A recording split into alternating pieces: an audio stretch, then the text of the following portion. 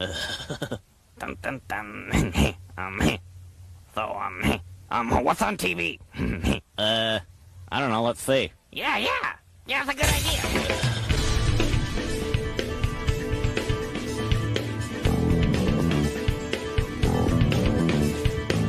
Hail to the king, baby.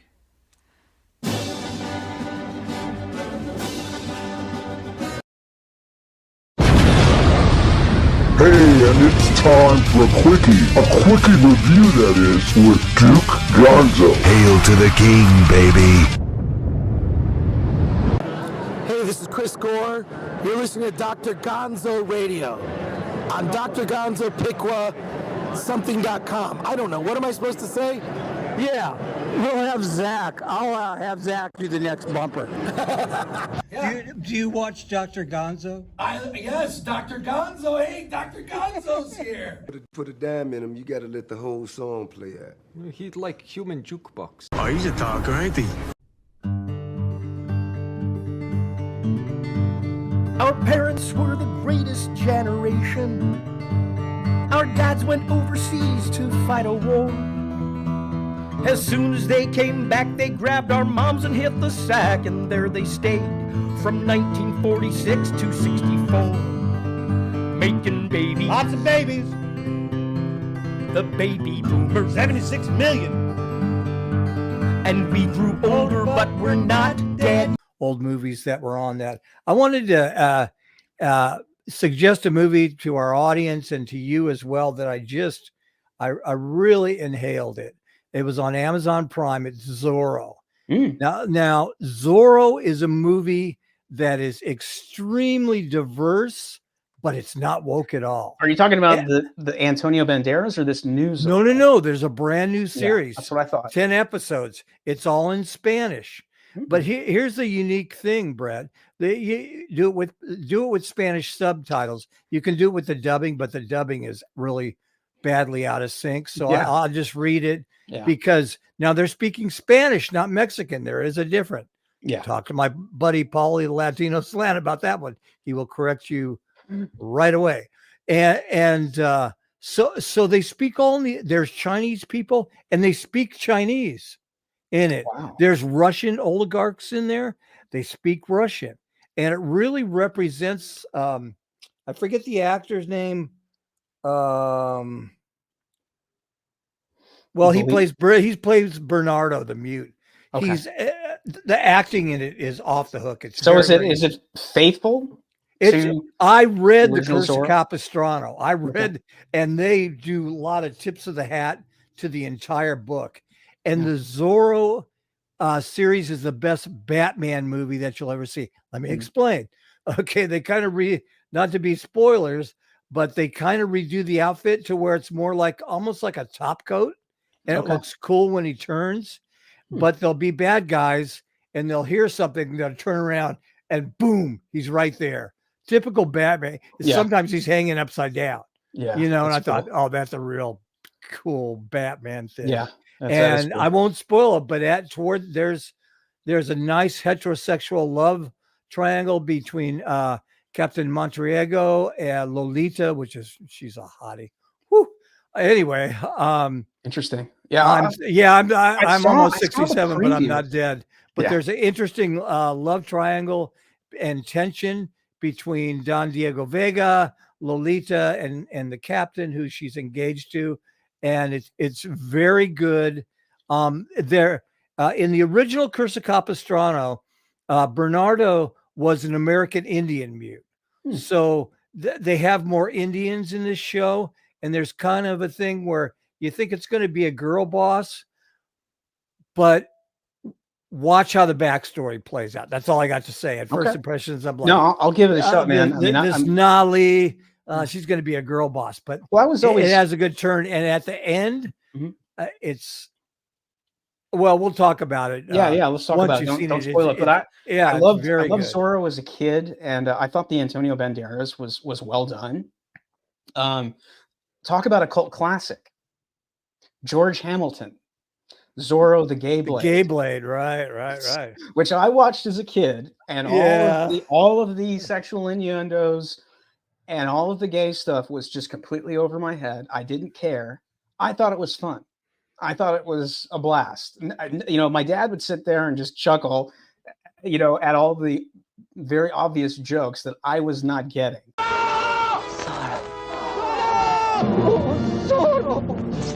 That is a little more like it. 20th Century Fox and Melvin Simon Productions present George Hamilton. And George Hamilton as One Destiny. To help the helpless. Two brothers. To befriend the friendless. One legend. To defeat the defeatless. Two color schemes. I thought it helps to keep them guessing. Thrill to the magnificent return of the two and only Zorro. What are you waiting for? Here he is! Arrest him! Swing with Zorro. Fall with Zorro.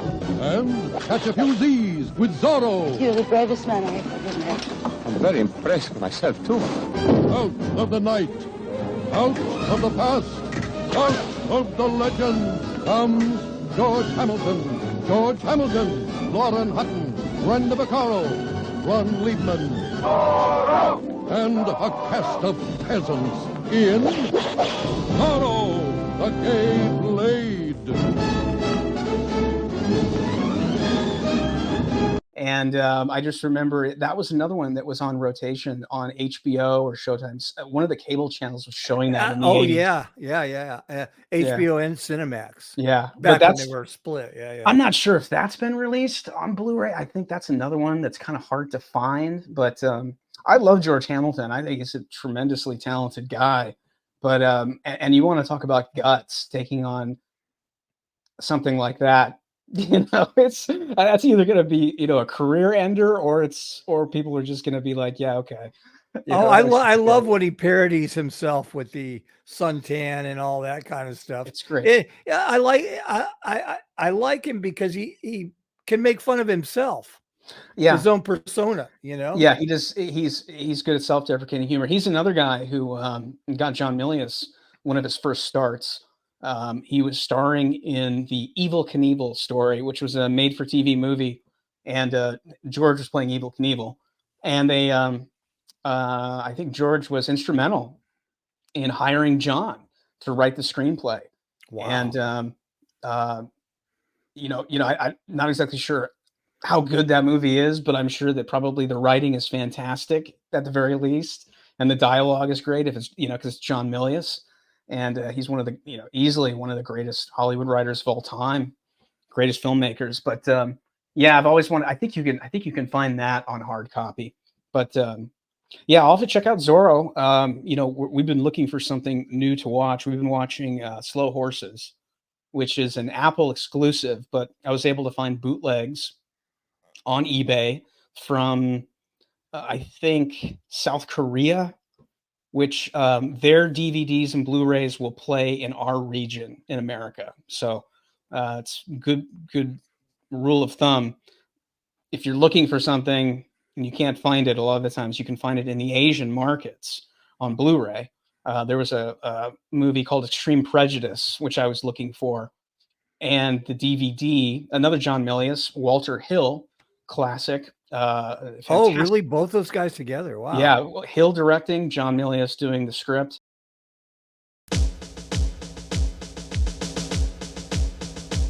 Absolutely imperative that this job look like a civilian operation. Get down! Kiss the floor. I expect a little cooperation. Ralston, I expect you to stay out of my way. Put the damn gun down, soldier!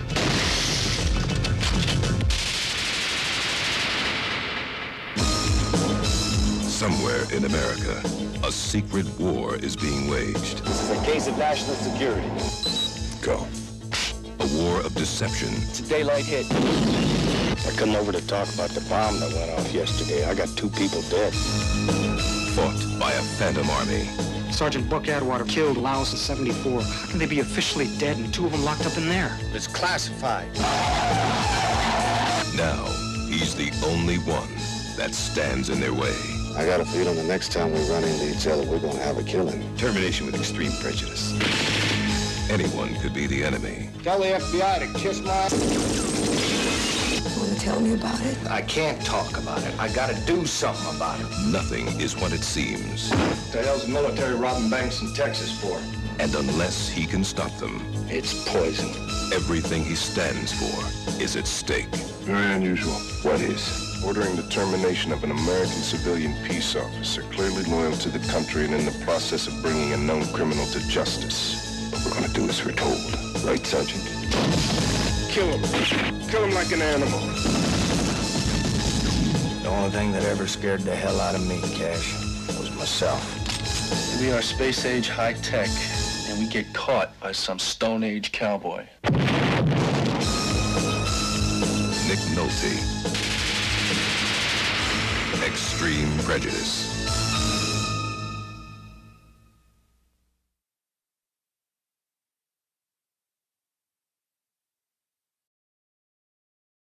You've got Nick Nolte, Powers Booth. It's a fantastic movie. What was that movie again? It's called Extreme Prejudice. It was a couple of years ago. It seems like that's on Tubi right now. It might be, but the American versions are the formatted version, so it's cropped for TV. I couldn't find it on widescreen, but I did find it at a Tower Records in Japan. So I was able to order it from Japan. It's not like it's dubbed or anything like that. It's just got different. It's got Asian subtitles if you want to turn those on. So I was able to find it probably about 3 or 4 months ago. I noticed that they finally released it on Blu-ray in America, and you can see it all in its glory. But that's another one that I'm not sure how well that did in the theater, but it is a fantastic movie, absolutely fantastic. It's also got the great Rip Torn, who's one of those great character actors. Oh yeah, the Larry Sanders Show. Is now on what is it, IFC? Always going crazy. It's and I have to tell you, I've seen every episode probably 3 times. And Arthur After Hours, right? Not only the best episode of the entire series, but might be a classic episode of any series. Absolute brilliance, and well, they want to know, how did you get that name Artie? I said RT. Okay. No, and I remember them saying, "You are the straight man," and then that's what people said. It was written to be a straight man, and they said, "God, Rip's getting all those laughs and everything." And somebody turned around and said, "Who in the hell ever thought that Rip could be funny?" And they said, "Just everybody that knows him." No, the show. You should be able to get in any part you play, I think. I mean, even if it's a villain part, you should get some humor out of it. Oh, you had a couple of humor. I loved it. Wasn't he in Dodgeball? Yeah, and also Summer Rental. He plays Scully. Let's see if you can dodge a bag of hammers. Yeah, I mean, he was also Artie on the Larry Sanders Show, which is probably one of the greatest TV shows of the 90s. My gosh, yeah. Gary Shandling is probably one of my favorite comedians. I mean, he's just absolute comedic genius. Total genius. It was just... But I really can't stay. I'm actually off to the post office to pick up a package. I think it's another book from my book club. And that's right, I read. What, is that so startling? I happen to think there's a lot more to life than just watching television. You can read about it, too. Did you know that? That's why I belong to the Television Biography Book of the Month Club. The TV BBO TMC. I'm sure you've heard of it. And let's take a look. This is the theme to Gary Show. The theme to Gary Show. Gary called me up and asked if I would write his theme song. I'm almost halfway finished. How do you like it so far? How do you like the theme to Gary Show? This is the theme to Gary Show, the opening theme to Gary Show. This is the music that you hear as you watch the credits. We're almost to the part of where I start to whistle. Then we'll watch It's Gary Shandling Show.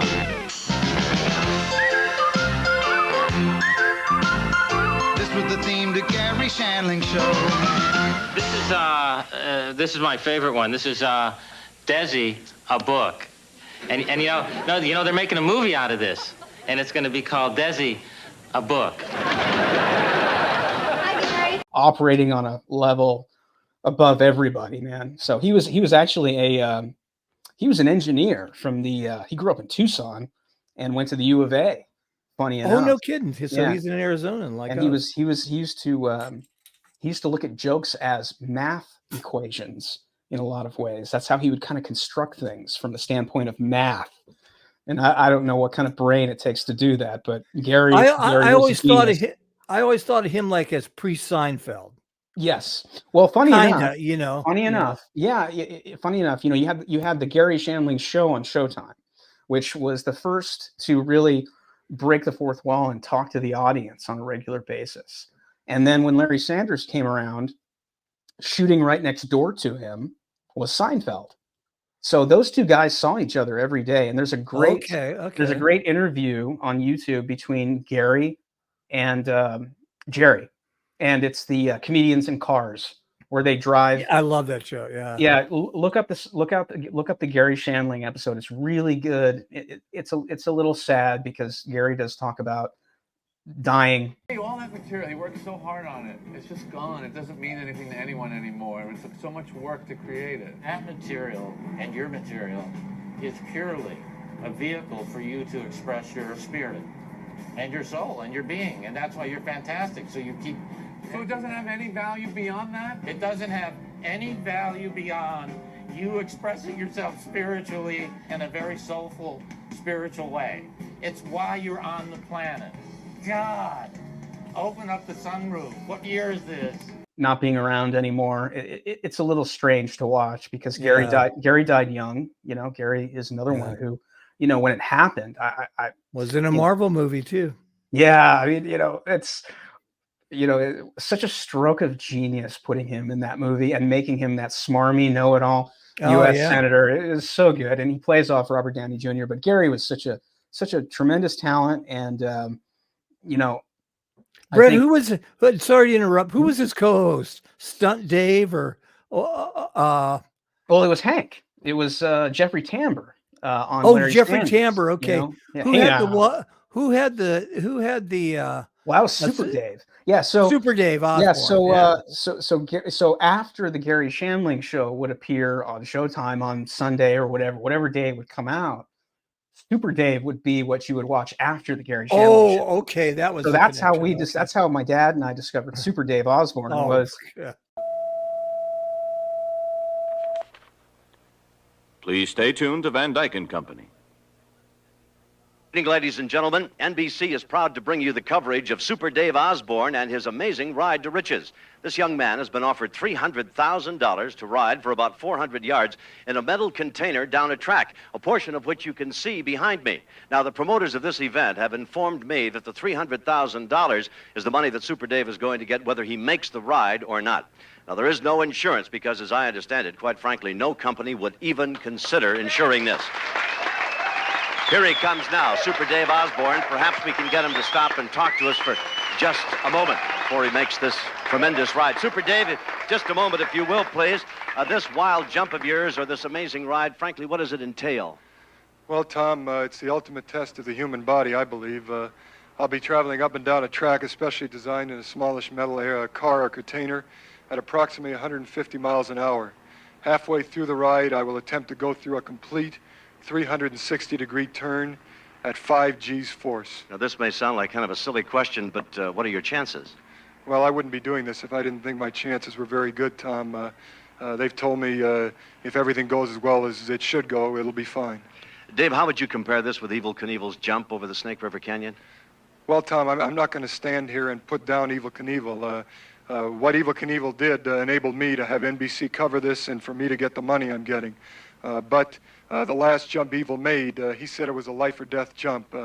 He had a parachute, he was jumping over water, and his capsule failed, and he lived. I've been told that if my capsule fails, I may not be quite as lucky.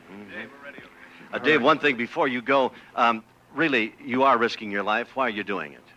Well, Tom, people say that anybody will do anything for money. Well, $300,000 is a lot of money to me. I couldn't have made it any other way in my life, and I feel that by doing this. If I make it, I'll make a lot more than $300,000.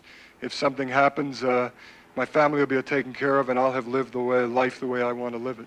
They're waiting for you. Thank you for the few moments, Super Dave, and good luck to you. I hope it's a great ride. Thank you, Super Dave Osborne. Fine round of applause for Super Dave Osborne as he's getting ready to get into his car. As you can see, 2-inch steel-enforced leather strapping is being used to secure Dave in the car. If the car should leave the track, I'm afraid Super Dave Osborne will leave with it. He has special magnetic shoes that'll cling to the bottom of the car for extra protection. Other bits of his protective gear, why the gloves he's wearing are burn-proof aluminum covered in wind-resistant asbestos. His helmet is made out of galvanized iron with a shock-resistant plastic alloy. Final preparations. All right. Make sure it's tight. One final pull on those straps, keeping Super Dave in. All right, I think they're about ready right now.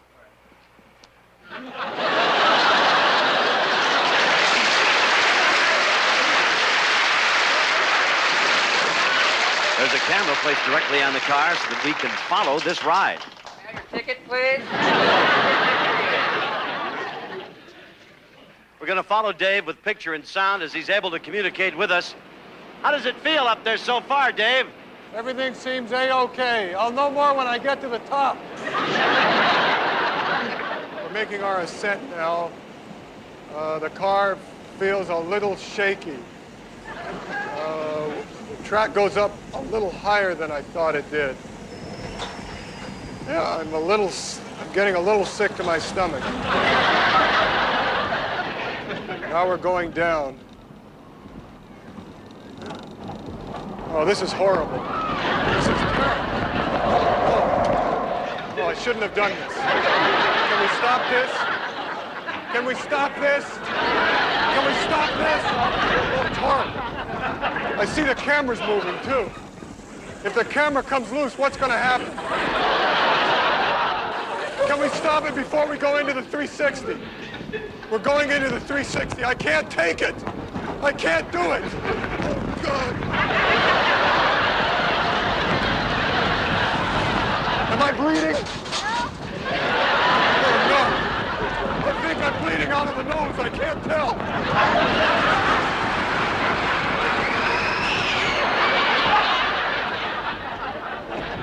He came out of the 360, still in the car.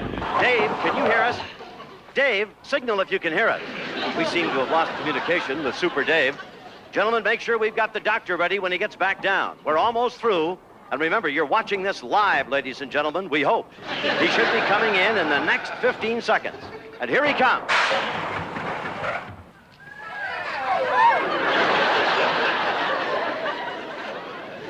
Super Dave. Super Dave. I need a doctor. I am your doctor, Super Dave. Doctor, how is he? I think he's going to be all right, but we won't know for about 24 hours. Can I talk to him for a little bit, Doctor? Not for very long. Super Dave, how do you feel? I need a doctor. You've got a doctor with you, Super Dave. Tell me about the ride. How was it? It was awful. I wouldn't do it again for 10 times the money. I shouldn't have done it. It was a big mistake. It's done. It's over with. I'd never do it again. I just can't wait to get out of here and be with my family, and that's about all I can say about it. I just would like to get out of here now, and... All right, Super Dave, hang in there. There you have it, the near successful ride of Super Dave Osborne, an event he'll certainly remember for a long time to come. Live from Magic Mountain, this is Tom Kelly returning you to our studios. Hey, jerk!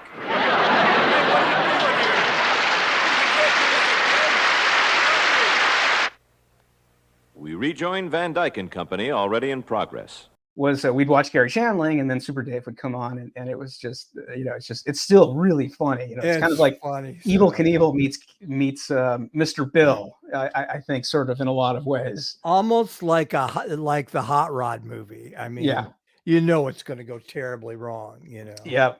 But these are, but the funny thing about Larry Sanders Show and Seinfeld was that they taped right across from each other at the same studio on the same set.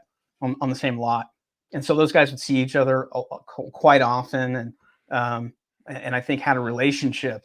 In fact, in one of the, I think the last season of Larry Sanders, Hank has his restaurant opening, gets drunk, wanders over to another set, and falls asleep on the Seinfeld set. So Artie and Larry have to go find him, and they actually walk onto the Seinfeld set, and they find him on the couch, and they're like, "Hank, what are you doing? You missed your restaurant opening." We've been looking everywhere for him, haven't we? No, the stage is supposed to be empty, but I sent the weird intern down. Oh, you have one of those? We got one of those. What does yours do? It's just weird. That's exactly what ours does. Anyway, he's all yours. I'll send you a bill for the drool. Jer, you were great. Hey! Here I am. Here I am. What time is it? It's 9:30. Let's go. We've been looking for you. All right. That's good. 9:30. That's good. That's good. Now, if we hurry, we can get there by 10. You know, and he thinks it's like, oh, you know, that's he's cool. completely, you know, bewildered and can't figure it out for a minute. But it's funny. But those guys talk about their two shows in that interview, and it's really interesting to kind of, you know, to see the you know how they look at it 10 years after, you know, and you know what those two shows meant to each other and to the industry, because they both broke a lot of new ground, and you know, not only for comedy but just for sitcoms and just shows in general.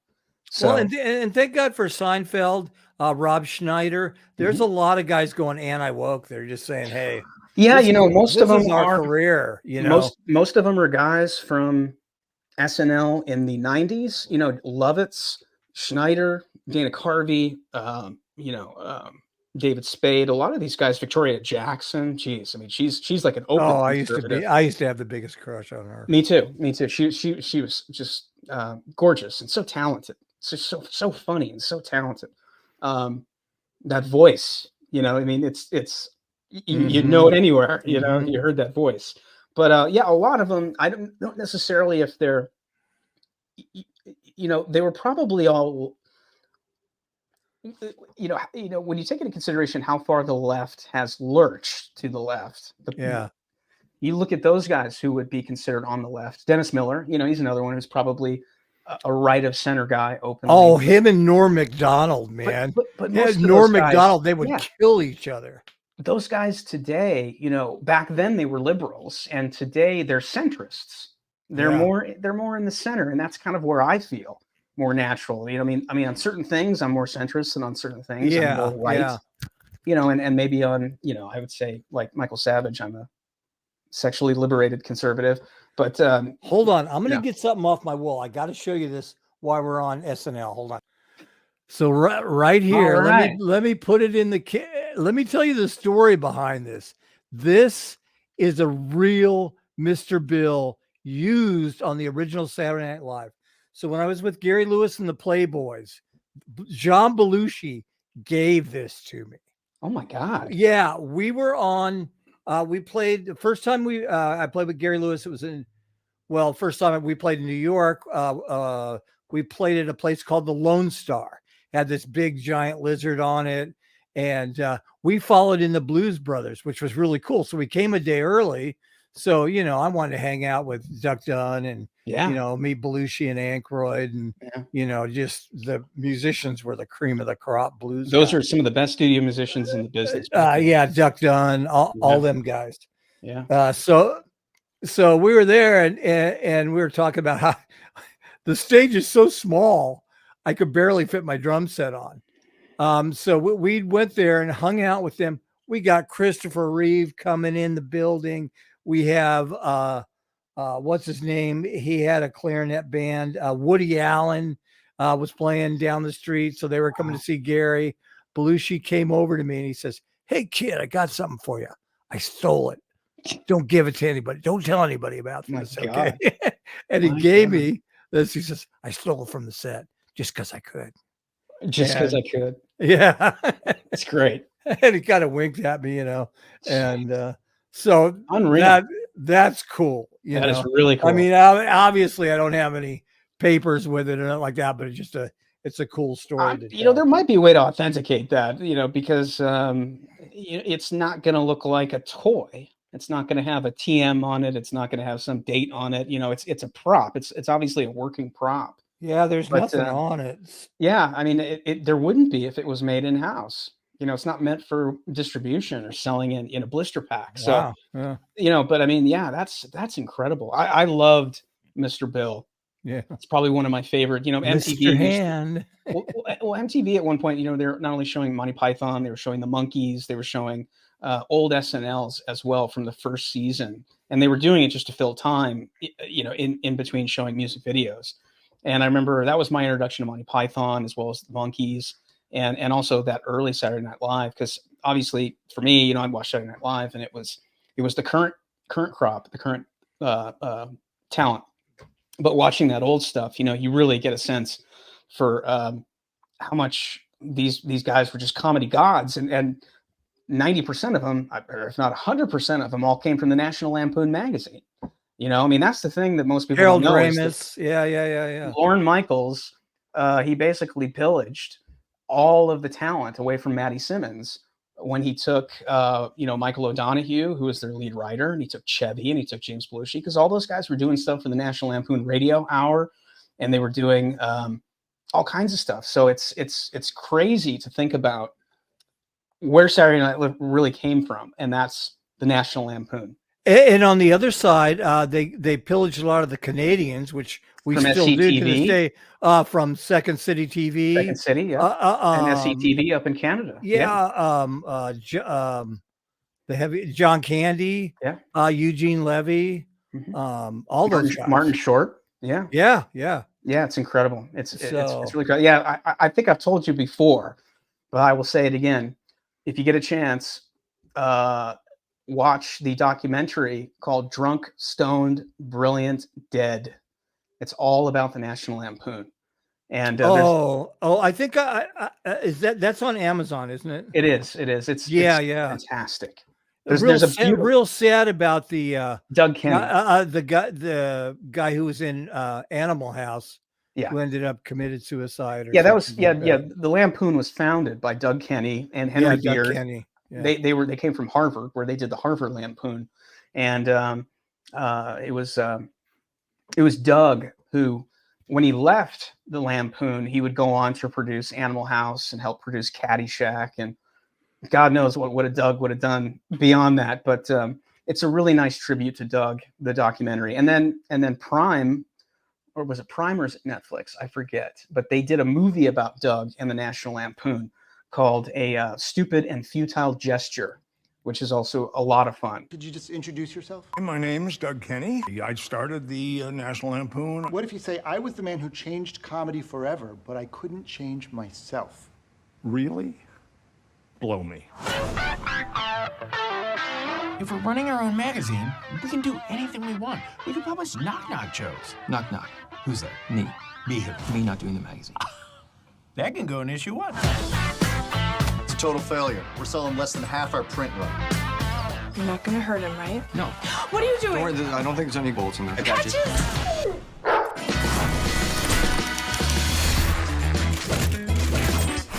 The Mormons are protesting. The feminists hate us. What do we do to the Catholics? Liza Minnelli? We are being sued by Disney. Maybe it wasn't such a hot idea to have Minnie Mouse flashing her tits. She has pasties on.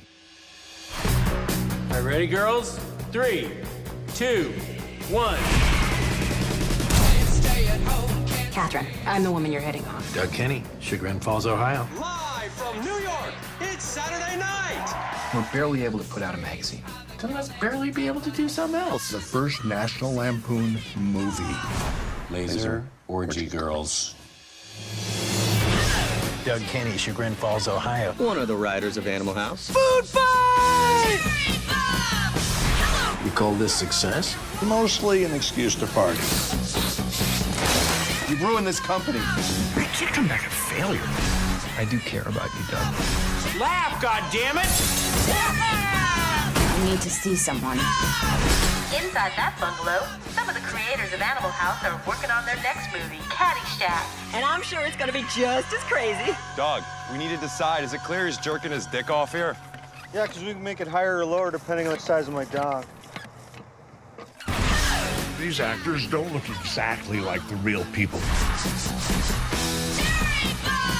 But come on, do you think I look like Will Forte when I was 27? You think Will Forte is 27? Let's do this. This is for the magazine, right? So, but I encourage people to watch. Yeah, and the, it's really doc. sad about. You know what? I used to have to hide my National Lampoon magazines with my Playboys and penthouses, you know, because my mom was like, she lots of TNA. Yeah, lots of stuff TNA in there. Well, so let's wrap it up with. I wanted to talk about fan fiction because mainly I've been a comic book reader all my life, but recently, and I'm not going to dog Iman Vellani. I think she's a sweet kid. Me personally, I think she is not a good actress because she has no experience. I mean, she can play a bubblegummy young person because she's a I mean, you watch her interviews and she is she is that person. There's nothing wrong. That's great. There's nothing wrong with typecasting. You know, Lucas is probably the most famous, and Coppola and some of those guys, they're all famous for typecasting. You know, look at Ryan Reynolds. Yeah, he's Deadpool in Blade Trinity. Yeah, I mean, you know, in the Atom Project, he is what you get. So right. So I get that, and she's a Pakistani Muslim, and I don't have any problem with that because I didn't know that. Yeah. Well, and the character Ms. Marvel was a Pakistani Muslim, but it's a failed comic. So they're looking. Character. It's a stupid character. She has Mr. Fantastic powers. Yeah. It's not a good character. It's failed. Now they might have to sell comics, and now they have her writing. Did you hear? She's writing the new MS Marvel to where she's taken it's still kind of it's just a gimmick. The Terrigen Mist is still kind of there, but she's still kind of a mutant. But then I heard, okay, so this is fan fiction comics. Josh Whedon also did a pretty decent run in X-Men. Oh yeah. Okay, so that's why I trusted him with directing the Avengers, because he loved the stuff. But MS Marvel is not going to save the Marvel universe. No. So what, Brett, you're a comic book guy. I would trust you with anything on that because you do great stuff for Eric and Eric July and all that. What does it mean for a comic to be fan fiction? I think what yields fan fiction is writers who basically just don't really have a whole lot of talent. And I think that's largely what we're looking at from the standpoint of this character. You know, it reminds me of Squirrel Girl. You know, I just look at these characters and I'm just kind of like, they're not even D or E list. You know, they're just lame. They're nothing interesting. You know, Rocket Raccoon, you know, probably D list character largely.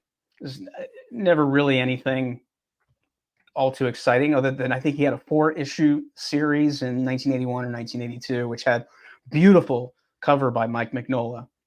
But obviously they were able to take that and turn him into a fun, compelling character that also has the assist from Bradley Cooper doing the voiceover.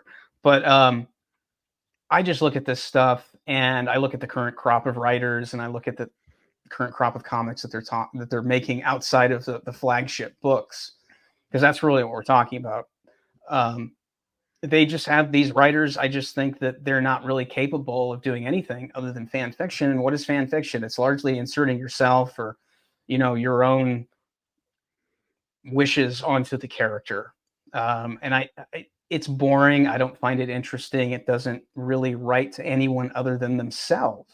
So, I mean, that's the weird part to me is fan fiction to me is you're writing for yourself. I guess if you're writing for yourself, and that includes a big wide audience, then maybe there's potential for success. I mean, you know, that 50 Shades of Grey, didn't that start out as fan fiction? Wasn't that lady some fan fiction, you know, writer? There were books on it or nothing. I never saw the movies. Yeah. So, I mean, I'm not going to sit here and say that fan fiction isn't, you know, relevant. But so I wanted to, but let me tell you what I'm getting at. And let me use George Perez, Chris Claremont. let's talk about the source material. Stan Lee, Kirby, all those, the guys that came after them, they still loved the guys who originally created the characters. Of course. Okay. So like guys like Chris Claremont would maybe take X-Men to the next level, you know, and even to a certain degree, maybe who did the run on Hickman and Bendis? I think that was the last ones. And they were starting to go, you know, a little bit outside of the thing. And I think they were writing more for what was popular at the moment instead of staying true to the characters. Because some of the characters, I got lost. Who's this now? You know, I mean, after Battle World and Secret Wars, which I just reread again, you know, and I think that was a good series. That was an interesting take, but they still were true to Doom, to the characters, to the tension between Reed Richards and Dr. Doom. You know, I think it's the same multiverse went out of hand, but they still admired those pale and stale old white guys who are on the end of the film. Pale and stale. You want to talk about racist? I mean, get out of here. That is racist. I can't control this. I can't control the tone. I can go out and I can get a tan, you know, but I mean that's as much as I can control. You know what I mean? I wear jeans. I wear jeans in the wintertime and my legs go completely white, and then I wear my Magnum shorts, my 5-inch inseam shorts in the summer to allow my legs to tan. But that's as much as I can control the melanin in my skin. So I mean, it's just insane. Again, two wrongs make a right. You know, if there's some form of disenfranchisement or racism on one side, how do you answer it with more racism? You know, that just doesn't work. But, you know, I mean, you're talking even Mark Millar, you know, this crazy Scotsman that came over and rescued the Avengers and created the Ultimates and gave this modern retelling. He always stays within the bounds of canon and has respect for Kirby and Stan Lee and everyone that's come before him. And I think that when I've talked to Chuck Dixon about writing Batman or writing Superman, writing these, you know, these books that have all of this history, he equates it to writing inside of a box, and there are constraints. But he said that can often be, he said, you know, you'd think that wouldn't be much fun or it would be restrictive, but actually it's a lot of fun because it's really challenging. So how do I tell a new story? How do I make this character interesting in a way that still stays true to the foundation that's been laid, but is crisp and engaging and fresh, right? That's hard. That's hard to do. And when you're dealing with things that are creatively difficult, you have to turn to people with natural talent. You know, not only, you know, God-given natural talent, and then also the willingness to work at it and to hone it, their craft, and to get better over the years. So I look at Mark Millar, and I just think to myself, he's a great example of someone coming from outside of America to write American comics. And in a lot of ways, he writes American comics better than American writers. So, but what I'm getting at is I think that this boils down to talent and the level of talent that Marvel is currently hiring, and then the kind of talent that they're paying. And I just don't think that they're able to hire great writers anymore outside of probably some of the flagship books, because that's where they usually have those guys. You know, they have their A-list top talent from the writer, the artist, the colorist. They have those guys on their flagship books. On the fringes, the Ms. Marvels and some of the other stuff, it's just a disaster because of the types of people that they're hiring. That, you know, they don't have experience, or they have very little experience, or even if they do have experience, they come in and they want to dismiss everything that's come before and tell their story, their own personal story, because they're the most important person here. Like Jessica Gao, instead of gleaning from the great John Byrne and She-Hulk, taking it their own spin and totally destroying the character. They don't have any respect. Losing a second season. They don't have respect. They have no respect for the people that came before, and therefore they don't understand the audience. And if you don't understand the audience, then who are you writing for? Well, they're all writing for themselves. Right. You know, and there's an element of that, I think, when you're an artist and you're creating something, you do have to, you know, it's smart to create stuff that you like, but it's also got to be commercial. You know, you've got to have some kind of commercial through line. Otherwise, you're going to like it, and maybe some of your friends are going to like it, but does it have mass appeal? Is it going to be able to get meat in the seats like we talked about earlier?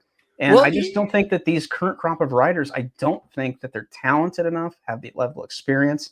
And then on top of that, a lot of them are diversity hires. I mean, let's face it. Most of them check the box. they Yeah. check the box, and you know, for whatever reason you think that that's important, it's not helping your storytelling. So I just think that's why, you know, these current crop of writers are not resonating with the core fan base, let alone growing it outside of the core fan base, because ultimately that is their job.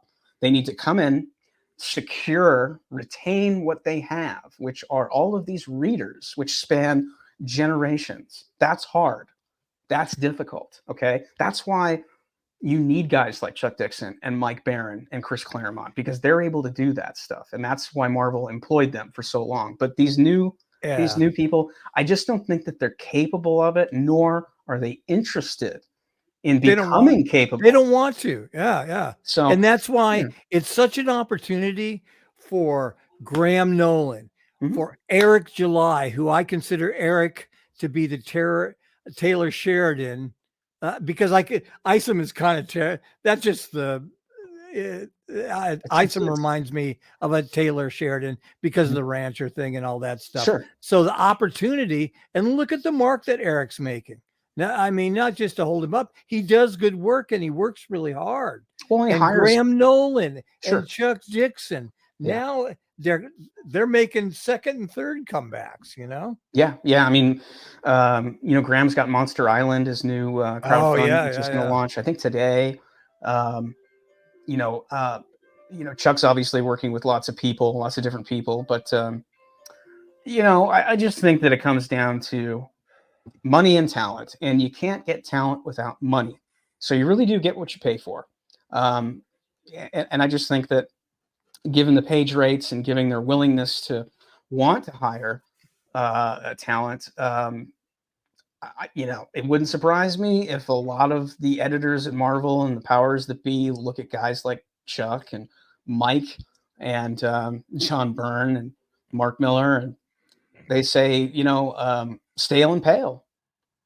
You know, it would not surprise me whatsoever if that is the attitude over there, on top of just not having the page rates and then the royalties. You know, these guys just don't work for page rates, man. They work for residuals. They want money off the book. They want to help, or, you know, they want the benefit of a cut of the sales. These books that Marvel's putting out are not even cracking 50,000.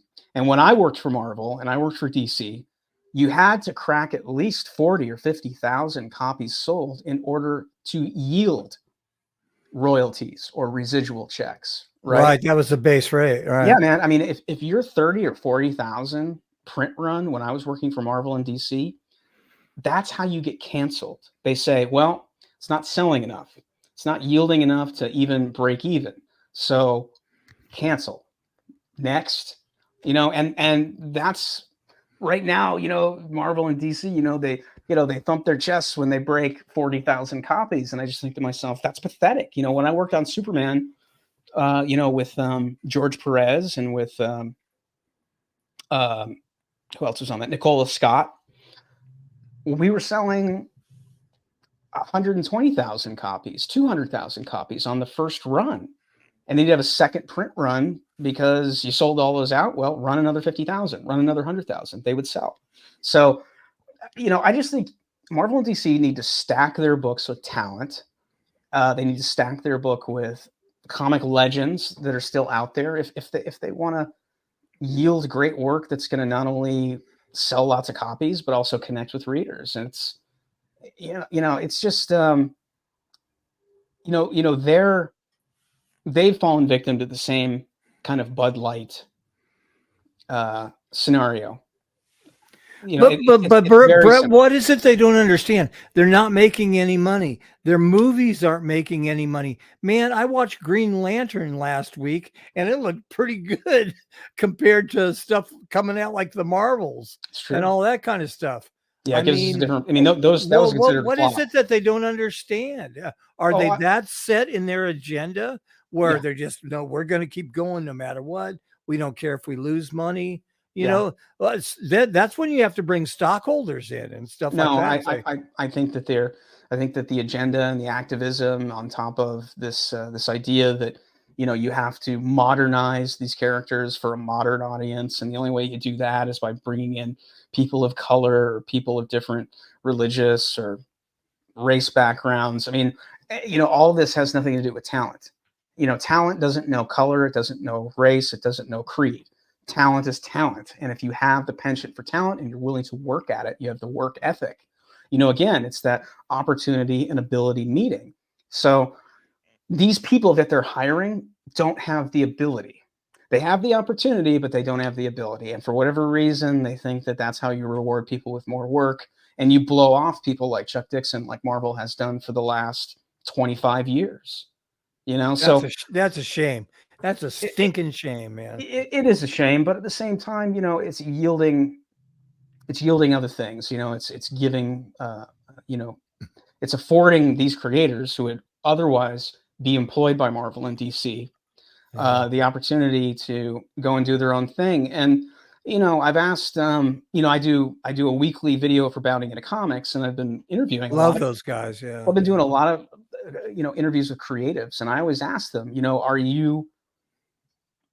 I asked Andy Smith the other day. I just said, do you miss working on X-Men? Do you miss working for Marvel and DC, or are you finding more satisfaction in doing your own creator-owned stuff? And he said, I find doing my own creator-owned stuff at this point far more satisfying, far more fun. The engagement with the fans that I have, and the relationship that you build with your customers, because you're basically it's a new this crowdfunding is a new form of direct marketing because you're going straight to the customer.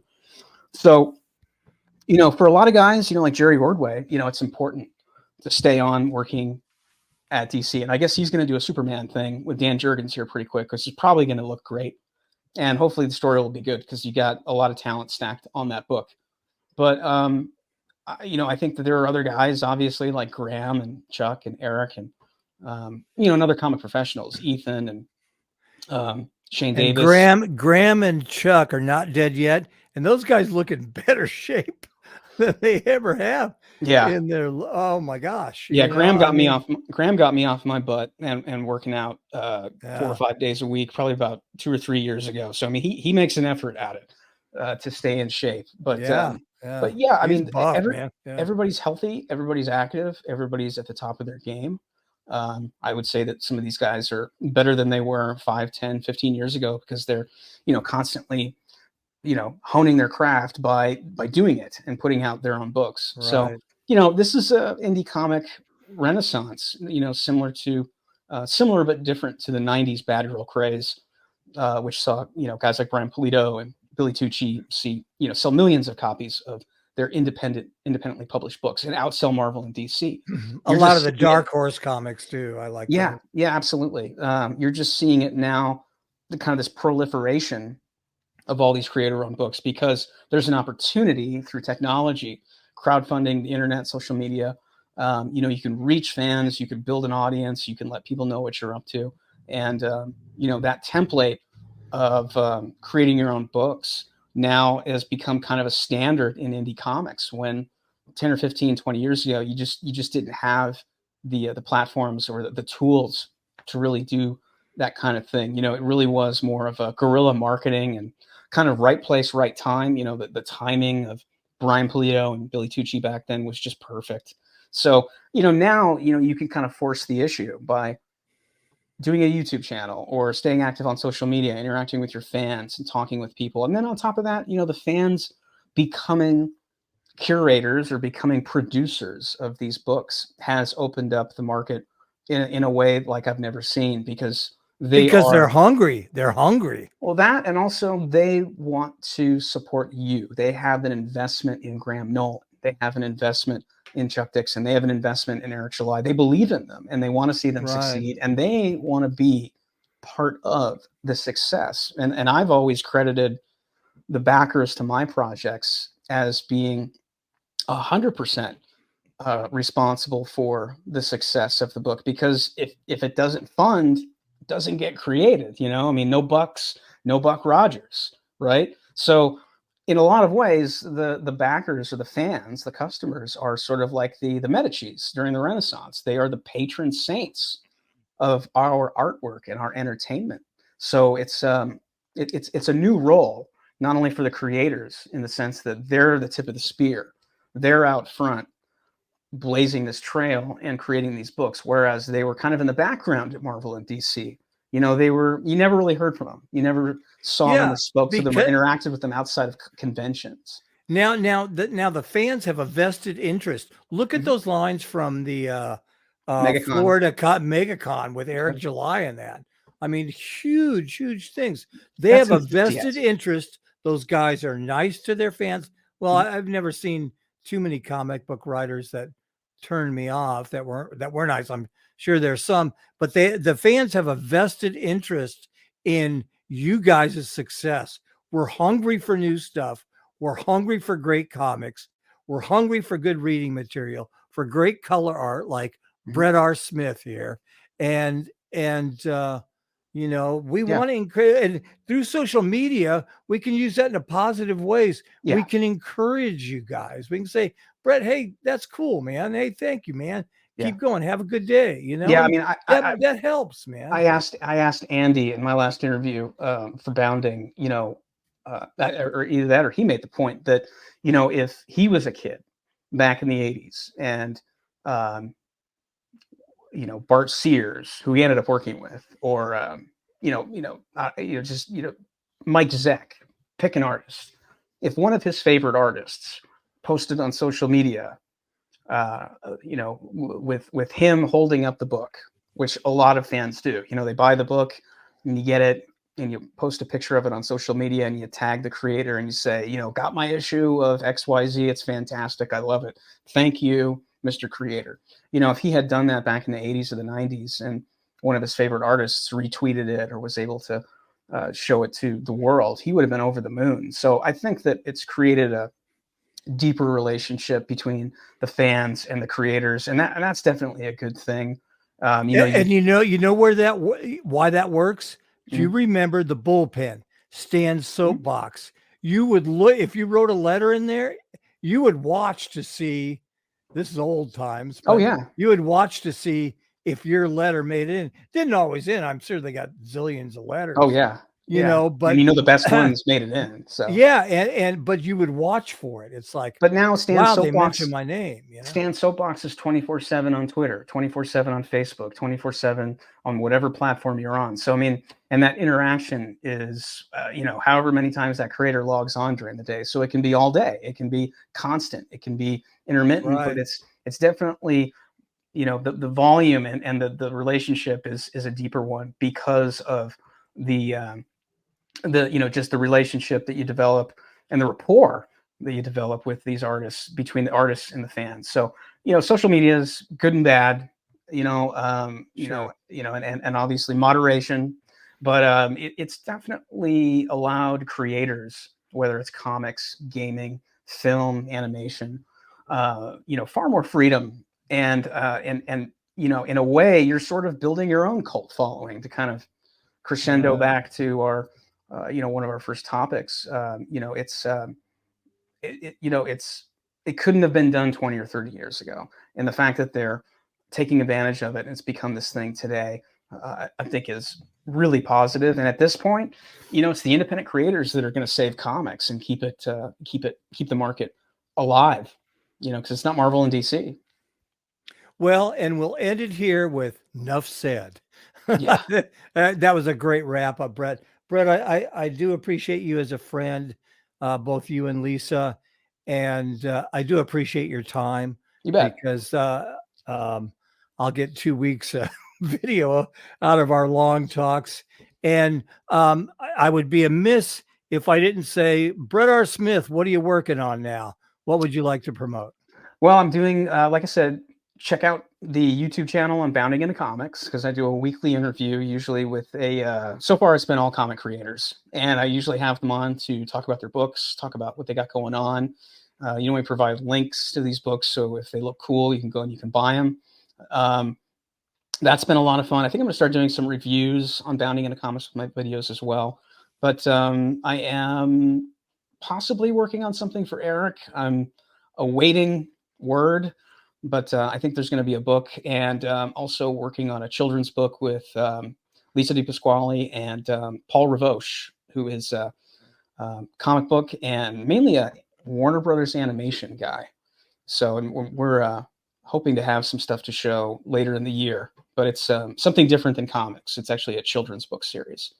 So and of course, I mean, Project Neosis. Am I pronouncing that correctly? Yeah, that was Paul Thayer. I had him on. Beautiful book. In fact, I just got that in the mail. It's just gorgeous. I haven't yet to read it, but yeah, he's got a brand new comic up. It's called Crimson Pain.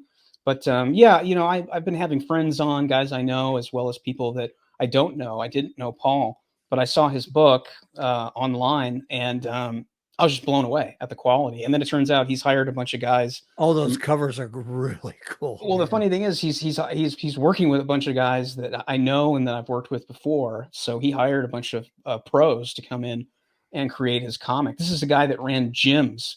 He ran gymnasiums, I think 24-hour fitness or something. And he had a dream of always making his own comic. And he was able to do that through Kickstarter and Indiegogo. So again, it's not just the pros that are out there creating indie comics. It's the fans as well. And Paul's stuff is not fan fiction. It's all his own creation. It's very cool. Yeah. So you can find Brett R. Smith on Twitter and find all those cool covers we're talking about. Mr. Bill says, woo hoo hoo. And you can find me, Dr. Gonzo, on Twitter as well. I do reviews, and I steal a whole bunch of little short comedy things. People kind of called me out for that, but hey, I want to give somebody at least 30 seconds of laughs. I've been posting old Red Dwarf stuff. I've been posting Blackadder stuff. People are saying, "Oh, is that Mr. Bean?" And I said, yeah. Oh, he did stuff before Mr. Bean. So I'm trying to turn a whole new audience into that. Mm-hmm. I work a regular job, of course. So I'm not cheating. I'm an entertainer, still a drummer. I'm sharing what I love with you, and I hope you love it too. And I love Brett R. Smith's work as well as his wonderful girlfriend, Lisa. Look them both up on Twitter. They do a lot of great stuff. So Brett, thank you for your time. And I'm going to end this recording and say, hey, we'll see you next time. Enough said. Peace and out. Thanks, brother. Thank you. Hail to the king, baby.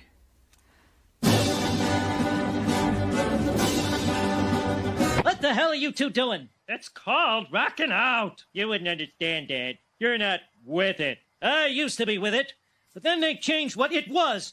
Now what I'm with isn't it, and what's it seems weird and scary to me. It'll happen to you. And this is Dr. Gonzo for all you baby boomers. Hey, like and subscribe to the channel, and we'll see you right around the corner.